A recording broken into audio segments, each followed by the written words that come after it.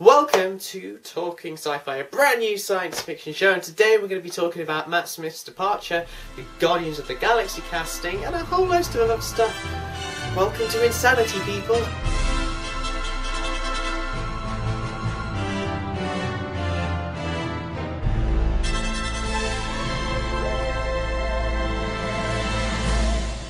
Welcome to Talking Sci-Fi. I'm your host, Matt Powell, and this little new show will be bringing you all the latest science fiction news, reviews, rumour, trailers, all that jazz every week. So let's dive into this magical cauldron of science fiction, as we have an awful lot to talk about.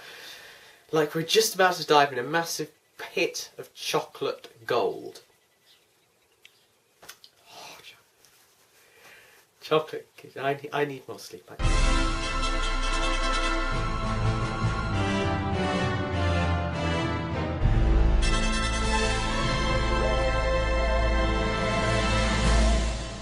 So perhaps the biggest news ever, which actually really started the early release of this, is the new Doctor Who action figures are out. Just kidding. You fell for it. You fell for it. No, it's the fact that it's been revealed that this Christmas, Matt Smith will be stepping down as the role of the Doctor, regenerating in the Christmas special. Revealed last Saturday, slightly earlier than expected, the actor who's played the role for nearly 4 years will be bowing out in the 50th year. Stephen Moffat and Jenna Louise Coleman will be staying on with the new Doctor next year in a season which is reportedly and rumoured to be 12 episodes long, starting around sort of September time 2014. Smith commented, "It's been an honour to play this part, to follow the legacy of brilliant actors, and to be at the helm of the TARDIS for a spell with the Ginger, the one with the nose, and the impossible one. But when you gotta go, you gotta go." And Translaw calls. And I'm quite upset by this news. I genuinely love Matt Smith's Doctor. Granted, some of his stories have not been perfect, however, Matt has acted through them and he has been some of the best parts of those episodes. Take his speech in the Rings of Akhtef. I cried when I watched that. I cried.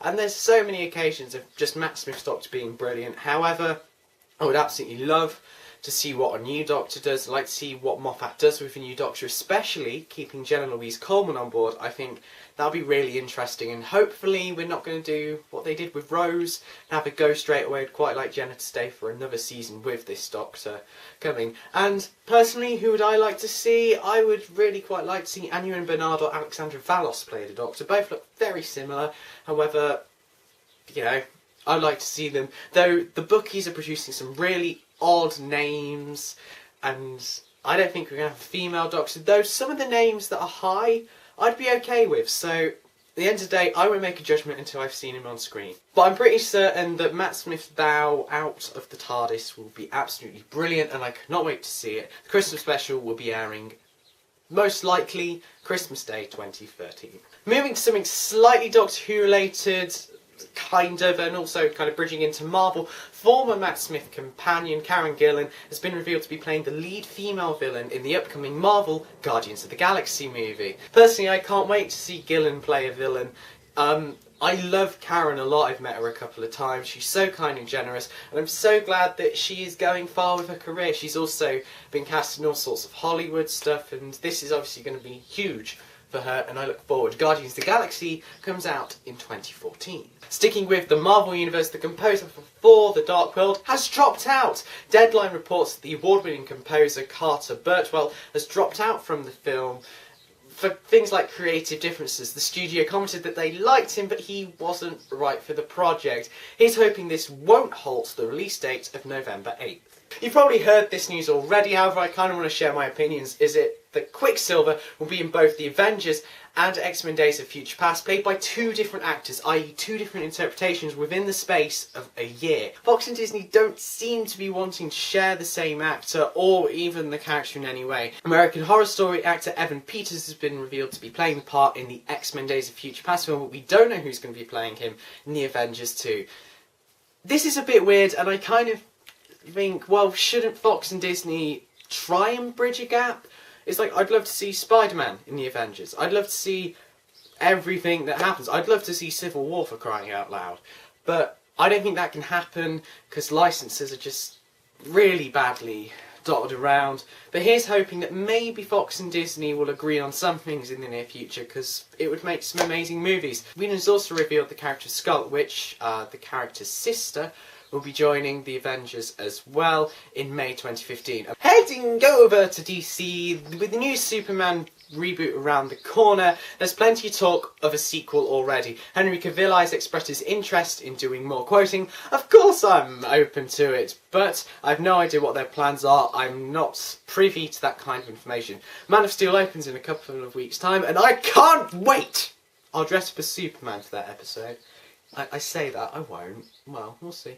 Composer Hans Zimmer has apparently confirmed that he'll be working alongside Christopher Nolan on Christopher Nolan's new science fiction film, Interstellar. Apparently he's already started work on the music for the film that is a voyage for our scientific understanding, which is set to be released in November 2014.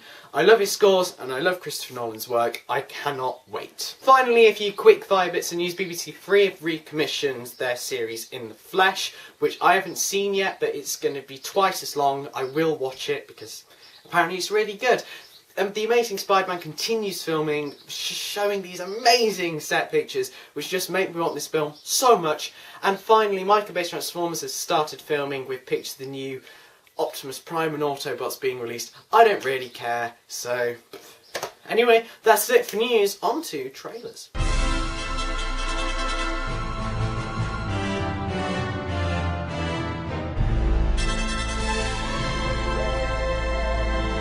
This week in the world of science fiction and fantasy, we have a trailer for Percy Jackson, Sea of Monsters. I heard there was a prophecy about me. It would seem that the prophecy was referring to our annihilation.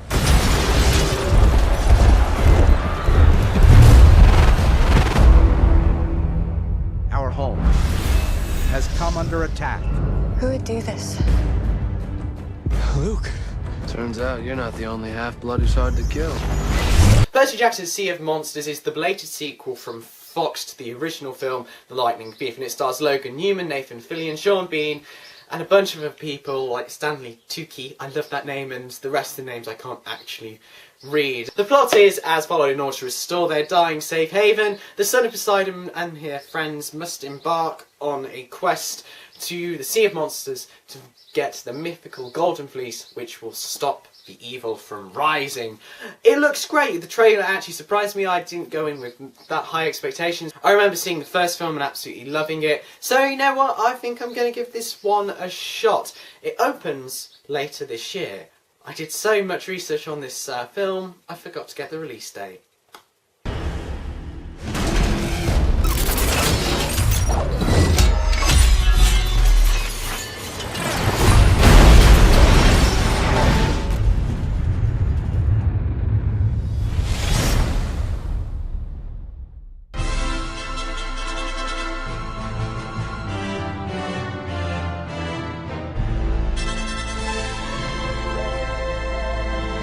This week in films is After Earth and The Last Exorcism. After Earth looks alright from what I've seen. I know that M. Night Shyamalan's films are a bit rubbish on occasion, however this seems like it could be alright. It looks like it's gone all out on the CGI and special effects, and Will Smith and Jaden Smith just did the best appearance on the Graham Norton show ever. Watch it, I'll put a link down below. It's fantastic. It makes me want to go see the film, so we'll see. And The Last Exorcism just isn't my cup of tea, and considering that we had The Last Exorcism last year and this is the second part, come on, we're going to have these films of people's heads spinning around and all that jazz for the next, well, for the rest of our lives. Comment down below what you'd like us to do in this section, because when I looked, I wasn't too sure whether you wanted everything from books to TV to film to comics, etc., or whether you just like my personal selection. I am a sci-fi fan, so, you know, we'll see. And now then, let's end on an interesting note.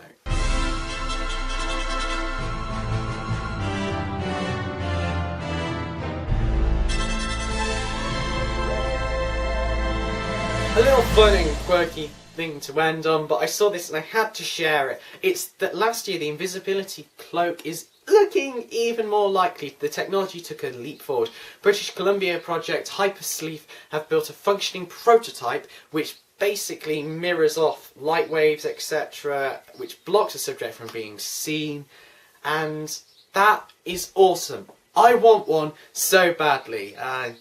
You know, that would be so cool. But anyway, on that bombshell, I'm afraid it's time to end this first episode. But do not worry, because we'll be back next week with even more news. However, if you're missing me then, boom, Twitter, boom, Facebook page. Facebook page, we're going to be having conversations with you guys about what you want to see, all the latest news, etc. So we get your opinions and we will share them in this episode. Anyway, that's it, and I'll see you next week for some sci-fi goodness. I'm just going to, you know, put on my invisibility cape.